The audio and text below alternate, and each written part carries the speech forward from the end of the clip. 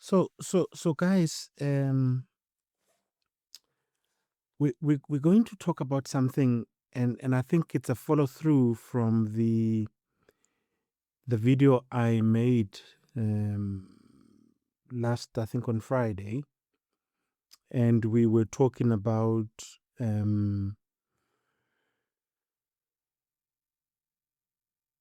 the high level of unroadworthy vehicles on our roads.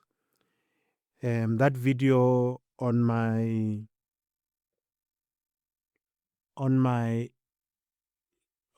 Transit Ringas timeline speaks about some very interesting facts which I would want to go through with you today.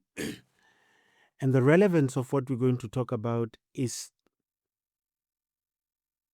because over the last 3 weeks, we have been talking about deaths. Deaths, deaths, deaths, deaths. And I want to ask a question today,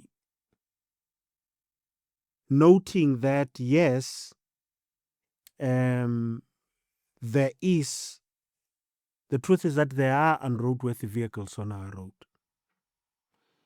Don't worry, I'm just trying to get, because I want to see your comments. So I'm trying to get this phone linked to this whole thing.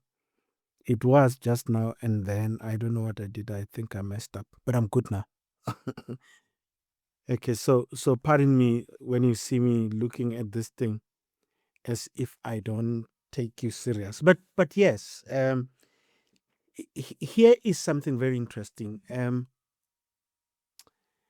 We said that there are the RTMC, and RTMC would be your Road Traffic Management Corporation.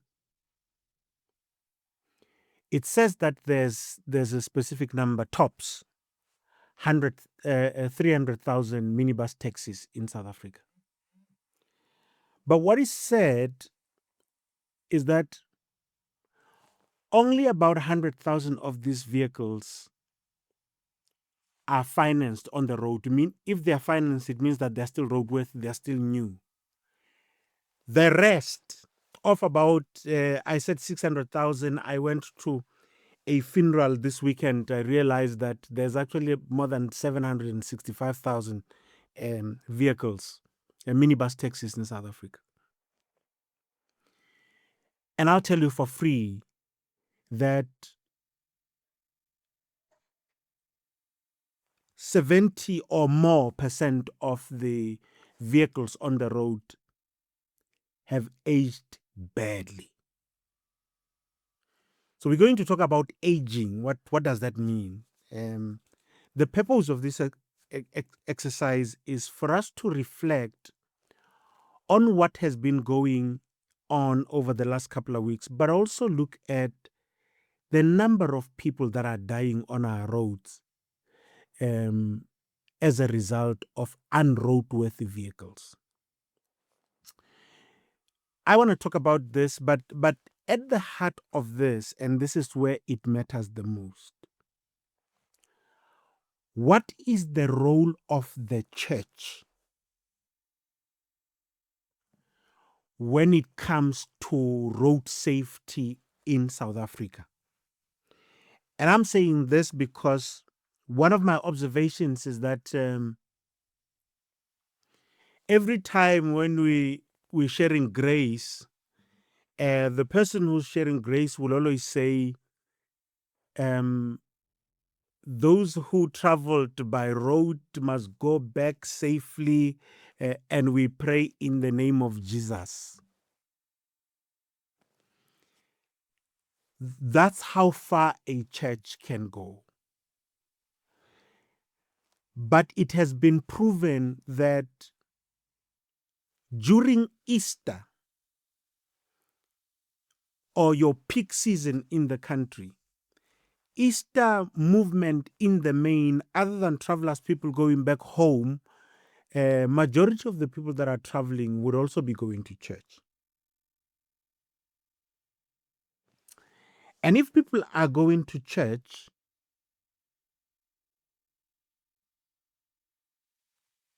Does the church really care about the movement of these people, other than just leaving this in the hands of God and praying that the God Almighty will take care of them? Here's our truth, is that road safety affects all of us.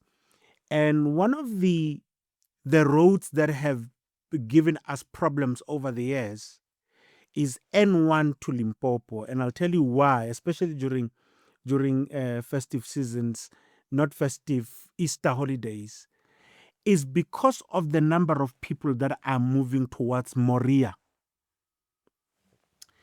The buses have been involved in accidents, private vehicles have been involved in accidents, taxis have been involved in accidents. And I'm not just saying it is the only road, I'm just saying, I'm making an example with one, that where there's movement of people going to church, we have always seen a number of accidents, especially during these serious pilgrimages. So here's the question. Does the church have any other role beyond praying for the road users? Does the church has a role?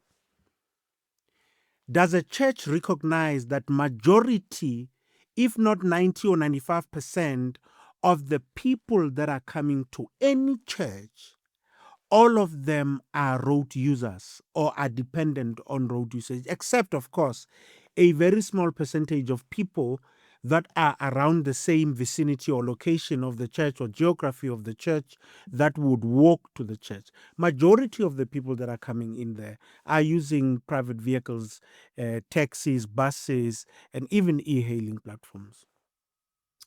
What does the church say about GBV that is taking place in transit when people are coming to church or going out back home from church? Females are always affected when they go back, by especially when we have all night prayers, and there's a whole lot of things that are happening. But I have not heard, and I'm not accusing, I'm asking a question. What is the role of the church when it comes to road safety in South Africa? And what is the role of the church when it comes to GBV that is happening in transport in South Africa? These are two things that are happening during the movement or in transit. What does the church say about these things? What does the church say about the fact that there's a plethora of unroadworthy, activities, but unroadworthy vehicles, including the fact that some of the drivers that are driving the congregants back and from church are driving recklessly. It is the truth. So let me tell you what brought this episode up, or this conversation up. I'm sure you're all aware that 2-3 weeks ago in Pietermaritzburg, in the surrounding townships, there about 5-6 scholars. No, even in fact, it's a crutch. A scholar transport vehicle, minibus taxi, had a brake failure, drove straight into a crutch and unalived, exact on the spot, 5 young children. On the same day, another vehicle on the same street in the same township, scholar transport, equally caused another accident down the road. Same day, same township.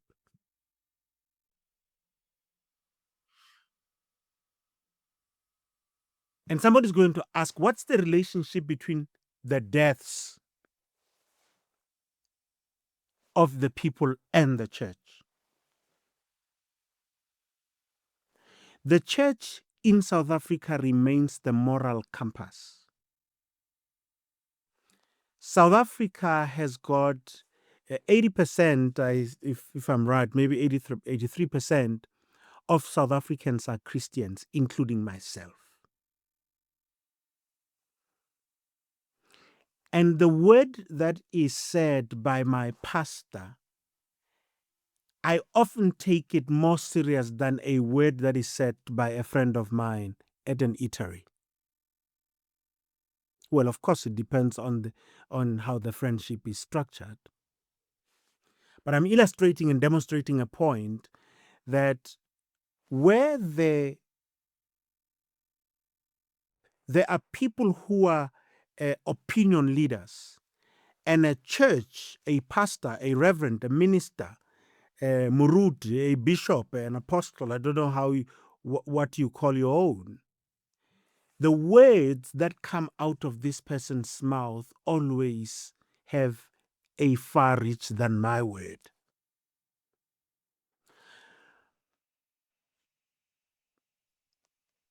And they are quiet. Our pastors are quiet when our people are losing their lives on our roads. And this is not a blanket statement I'm making. I know that there are activities. I know that there are other churches that are doing something about it. But over the last couple of weeks, there has been so much carnage on our roads. And public transport was involved.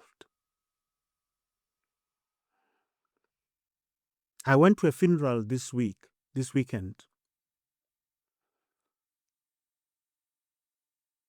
of one of the senior taxi operators and was the chairman in the province of Gauteng of the National Taxi Alliance. I went there and I realized how desperate the taxi industry is. Almost every single um, um, speaker spoke about for how long should this continue. And they're talking deaths. And this person was unalived through a barrel of a gun. It is an everyday occurrence in South Africa that a taxi operator driver is unalived through a barrel of a gun. But something came to mind when I was at this funeral. And remember that in this episode, we're talking about the role of a church. This funeral was at a church. The ceremony was at Grace Bible Church, a beautiful outfit in Pimville, Soweto. But the fact that almost every single person was speaking about how can we stop it? What should we do? I read some level of desperation from the operators and the speakers that are players in this space. Now, in all of this, I read multiple statements from Santago, NTA, every time in their statement. I must actually look at in the statement that is issued this morning or last night, can't remember, by Santago. It says Santago recognizes and wants to work with law enforcement agencies to improve the safety measures, because Santago and the taxi industry recognizes that there is an alarming rate of unroadworthy vehicles and something needs to be done.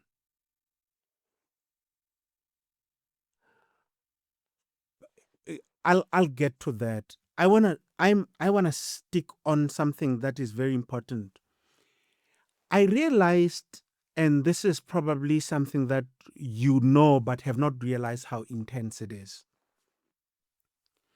that um, the person that we were sending off this weekend, who is an operator himself, took the business from his father, who was unalived the same way like him.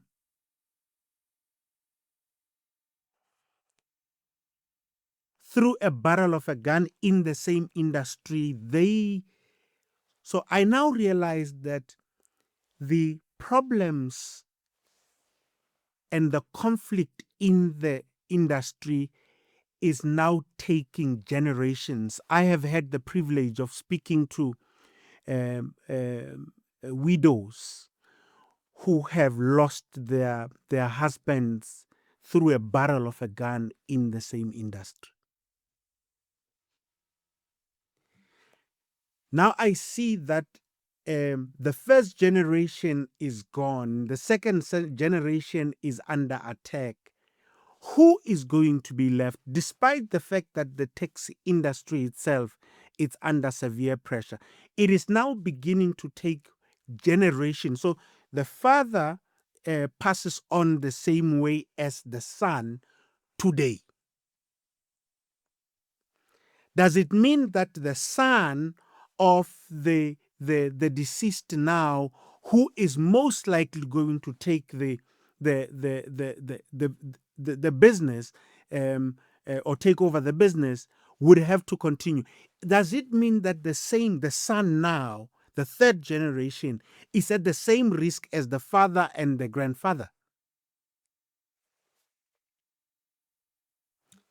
And I want you to stop being simplistic about it. I know every time when you talk about the taxes, everybody goes, yeah, it's greed. Stop. We are talking about carnage now that is now generational.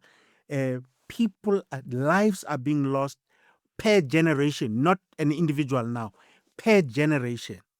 And until we see as a country that there's a problem that is now generational,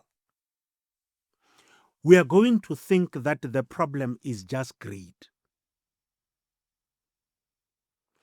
I am going to put it to you today and say to you that please recognize that the reason why people are going through what they're going through is because they are making or trying to survive. And I know that this statement is often taken out of context, because everybody says that, Isaac, do not justify the barbaric acts, and I will not, and I'm not. I am saying, on average, a taxi is, if you're lucky, you get 4 trips. But if you're clever, you're a street smart, 5 trips a day.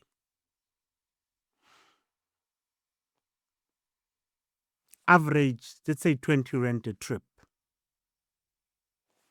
I want you to realize that it has now come to a point where it used to be 800, 900, 1,000 rand. An average taxi is making 500 rand a day. So I'm going to put it to you, and I want to put it to you because I want you to think about it. Is that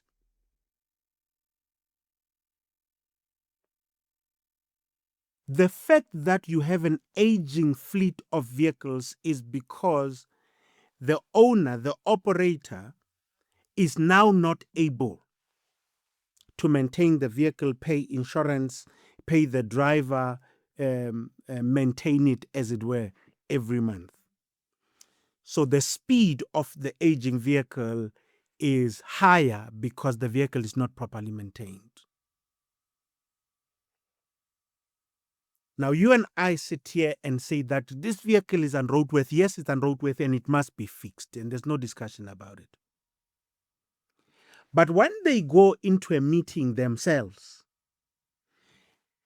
They can't even talk about unroadworthy vehicles, because an unroadworthy vehicles, it means that it's from one of the old operators who are merely just holding on to this. Don't forget that I said that we are going to eventually, what this conversation is about is about the role of the church, and we're going to specifically zoom into the two areas of importance for me. So operators are not making money. What do they now do? So the constitution of each association, 90% of the associations, their constitutions would say that you have an average of each owner can have about 5 vehicles. So you have 1, you have 2, but you have 3 spots.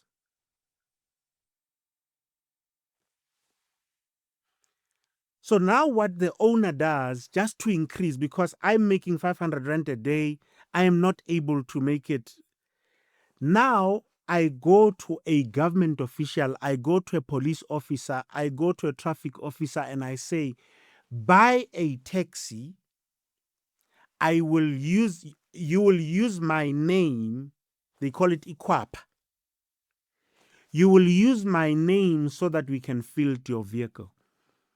So now there are all of the new vehicles that are now funded, because an ordinary operator is not able to afford a new vehicle. No bank wants to finance them.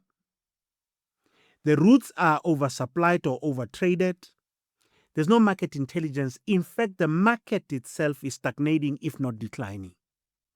Unemployment and the number of reasons that you see.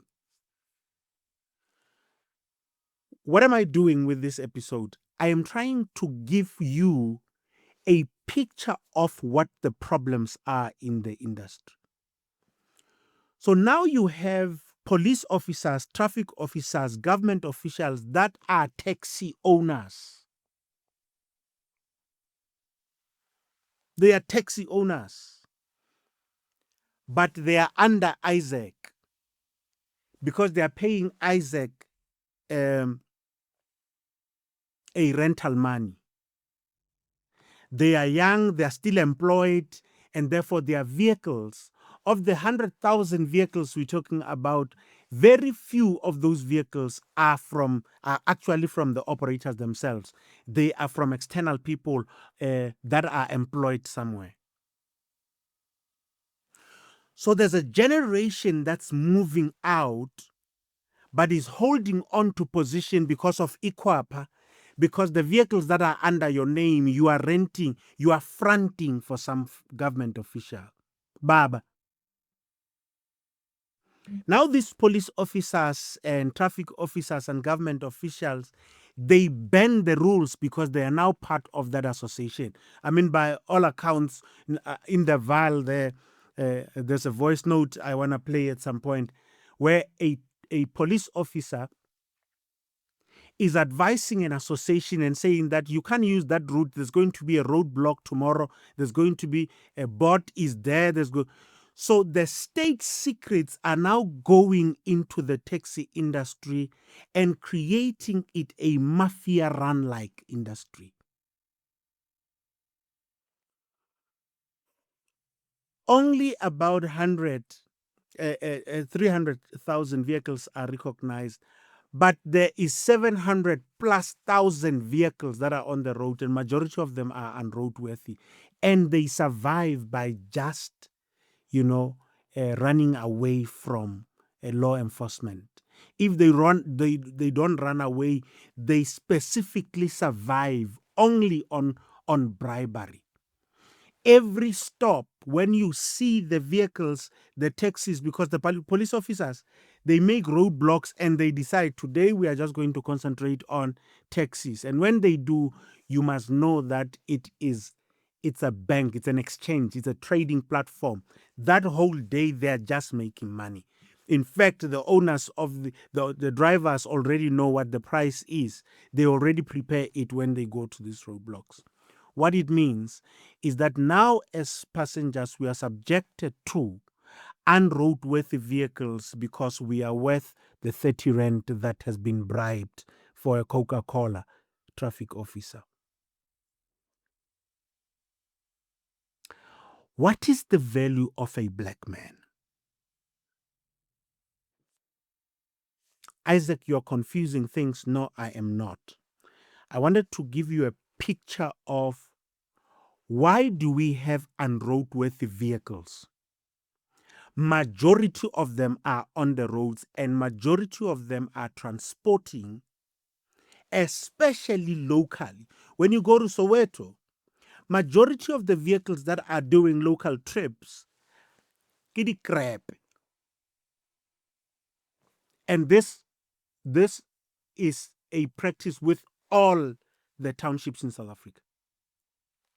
Local vehicles are unroadworthy, and the only way they survive through bribery. But the amount of accidents that they cause to students, to scholars, to church congregants, it is insane. I wanted to ask a question today, that when people are so unalived and losing their lives when they're coming or going from church and going home, does a church sees itself as a role player on road safety and GBV in this country? Does a church does that? Or does the role of the church limited to Loba Balo beats his wife all the time and there's a scheduled church counseling session every Wednesday and every Saturday for the pastor to come and speak to this guy secretly and say, you can't do this, it's ungodly? Does the church see itself as a conduit that can actually be effective in resolving the GBV cases in South Africa? I'm asking a question. Is there something that a church can do?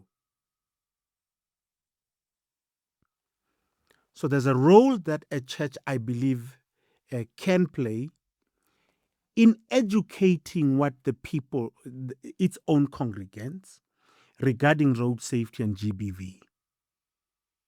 But the third leg, politicians have now failed. It is now official. Politicians have failed to deal with the carnage and the loss of life in the taxi industry. It's gone. They can make all types. They can make all types of comments or political comments. The taxi industry is busy eating itself. They can't rationalize. Labo babalaba. You are afraid to face the truth because you are afraid that the person that you're going to tell the truth might be against you and will go get abonunu for you. Abonunu pela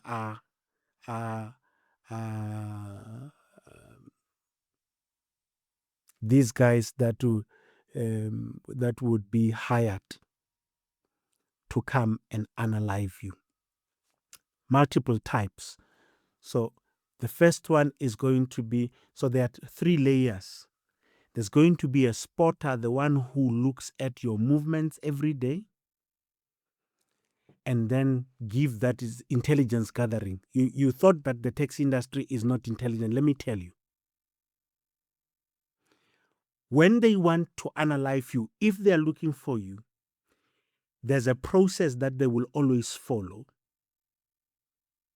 Intelligence gathering by employing someone who will look at your pattern, your mobility patterns, gather that intelligence and give it to the hitman who says that at 8 o'clock this person leaves and comes back and this is the car that's there. That's what they do. The spotter is the one who's going to say, he just left a house now, his house. At this time, he's going this direction. Meet him on the Soweto highway, meet him there and do what you're supposed to do. So you think that these guys don't have the ability for intelligence gathering. You are wrong. The only problem that they have amongst themselves is that they can't tell each other the truth. And this is where I believe two things needs to happen. One, they must be told that you have now you are beyond repair. They must be told.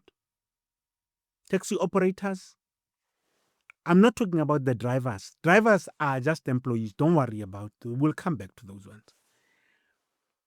But intra-organizational conflicts are operators and association leaders or members of the association, and they can start taking each other out. But what they do to get to a point of taking each other out, you would see that the amount of money that they spend on just unaliving a person, it's an amount of money that if they were to agree amongst themselves to say that there's a generation that's about to exit, why don't we form a cooperative of these old men that are going to sell tires for the association of 1,200 members, just to sell tires, and we make a commitment that all of us as an association and the neighboring ones, we're going to ask them to go and buy, so that we can remove, one, the number of vehicles that are unroadworthy in our association, on our routes, but not take the livelihoods of these people away. These are downstream opportunities that the industry is not looking at. You are about to obliterate each other. Obliterate means that you are going to finish each other out. What is your problem? Why are you killing each other so much? Why are you finding joy in taking lives away? Why is it so easy for you? I'm getting pissed. And the problem is that I've been to a few of these. Every time when I get to these things, I look at the widow, I look at the children, and there's somebody who's busy drinking court, yeah, black label somewhere, who says that my job is done. And your job was to take the life of someone. You might limit it to the family. It's not only the family. You might have affected, the person whose life was we were sending off this weekend has multiple other taxis. There are other families that are dependent on this guy. What's your problem? Are you that bloodthirsty? What's your problem?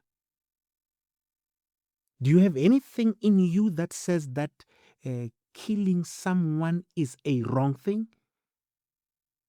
Or that feeling or that knowledge is superseded by the fact that you're going to get a 10,000?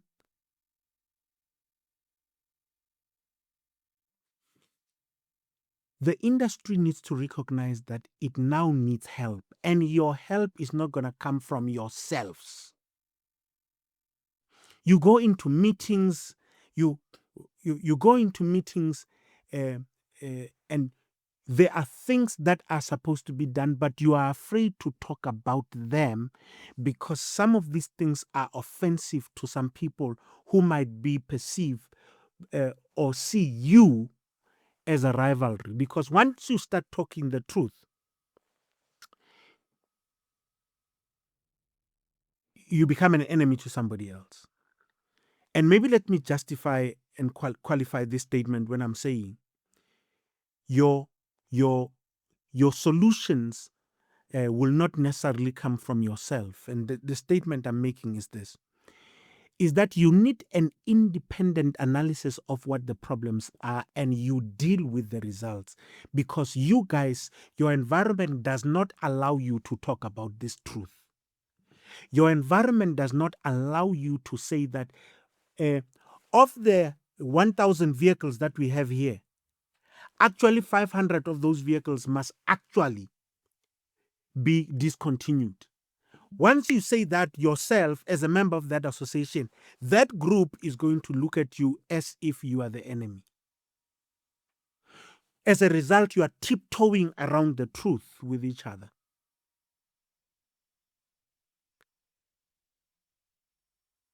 You guys are bad when it comes to truth. I appreciate the role you have played. I appreciate the fact that you are the backbone of South Africa's economy. Sentin will not function if the taxi industry stops. Sentin.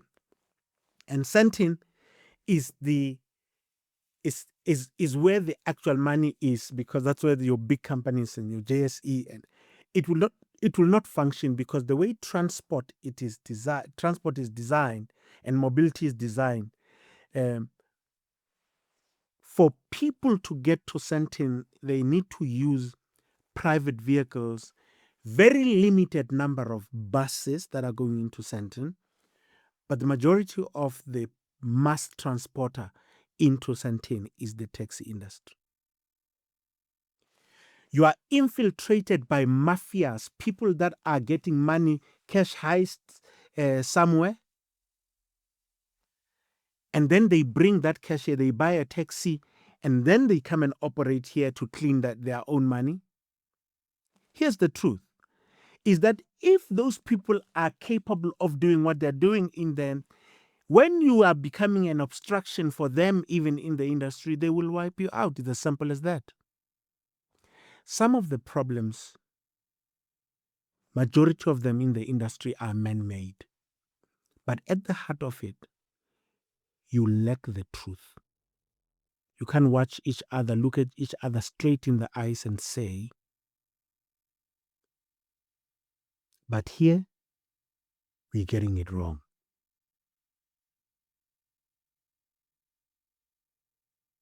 So,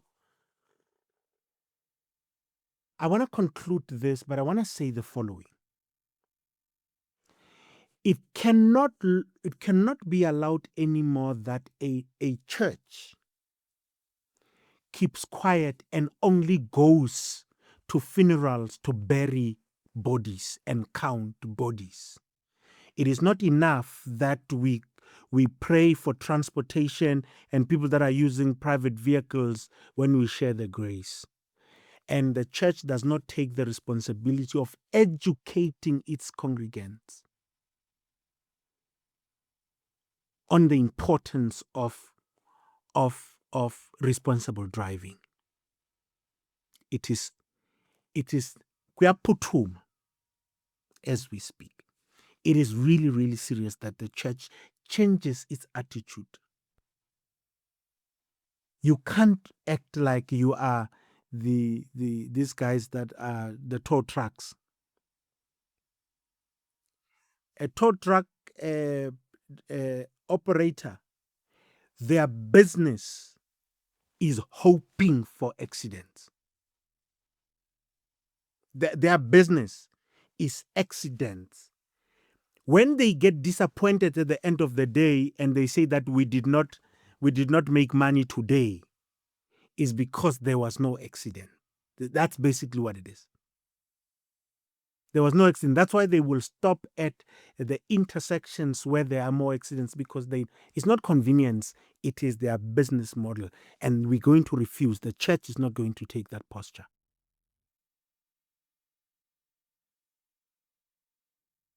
A church in South Africa is a moral compass and can still influence the driver on the road.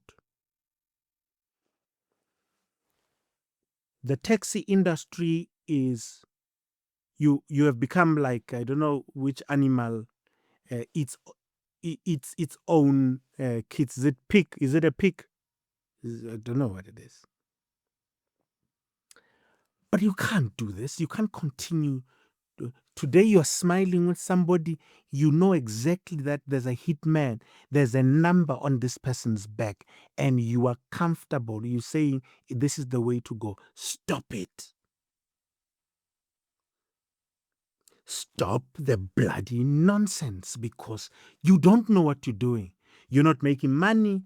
You need to be rationalizing and thinking about how to save the industry. But you are busy thinking about this one is a threat because you just want to become a chairman. Get out of here. But finally, the the the solutions that the industry needs. The industry is capable, but the environment is so toxic that it is almost impossible for you guys to talk the truth and speak truth to each other. Therefore, for you to save your lives, I mean, so many taxi drivers are talking to us. They're saying that, Isaac, you talk about a lot about taxis, but you're not calling us. I'm going to call you. We are laying a foundation here. I'm going to call you.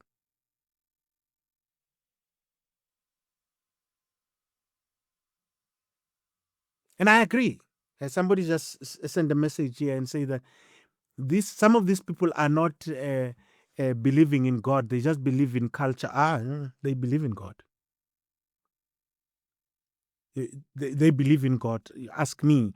I've had the privilege to go to multiple churches where the majority of these drivers, the owners go. They go to church and they pray to God. And of course, they would believe in Madlozi, like a lot of other people who are not even churchgoers, or those that. So people go to church, believe that God exists, but God would uh, exist alongside the ancestors. There are people who believe that. I only believe in the power of the Holy One, and that is God. I believe in the Trinity, and that's how far my boundary goes. It's a declaration. I'm making that known. And I'm just, but here's the truth. The truth is that the church needs to take a different position and do something about this situation. There's too many people dying in South Africa. 30 funerals every day is a lot. Is a lot. 30 funerals only on the road. I'm not talking about all types of other murders or types of. I'm just talking road. 30 people lose their lives every day in South Africa. 12,000, sometimes 15,000 people per annum lose their lives on the road in South Africa. The problem is bigger than what you saw yesterday in Polokwane, where 13 people coming from church in Guyana, all of them were wiped out. All of them, same time, on the scene, wiped out yesterday in Guyana. Guys, what's going on? We can't keep quiet. And those who believe in prayer, I believe that the time for praying has arrived. And let's continue to do that. But let's all ask our churches to also be responsible in doing these things. But there's also a role that you can play. And it is for this reason, by the way,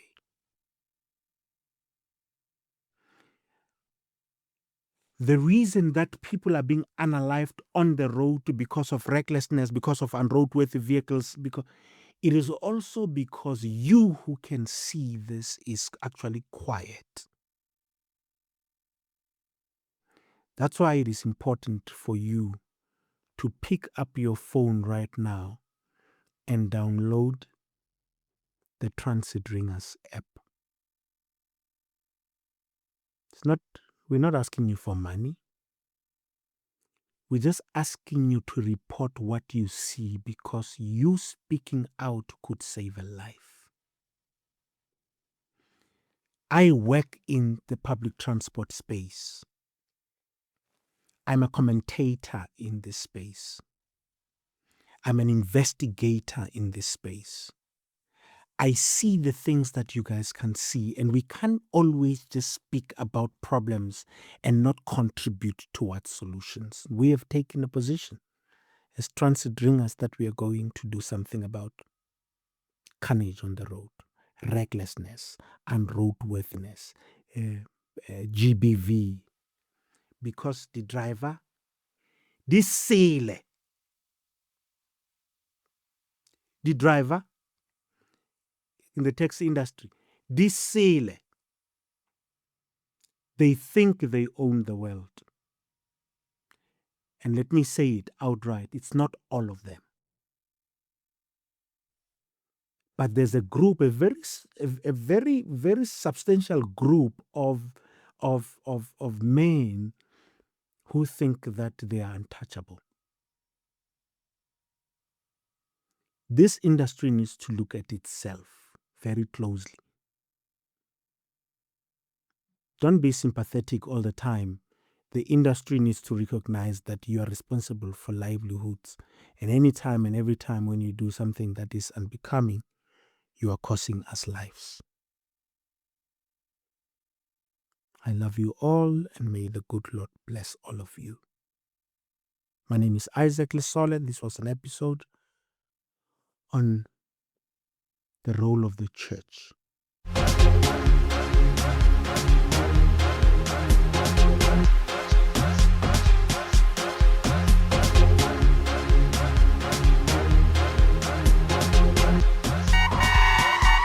Yo, en het rijm.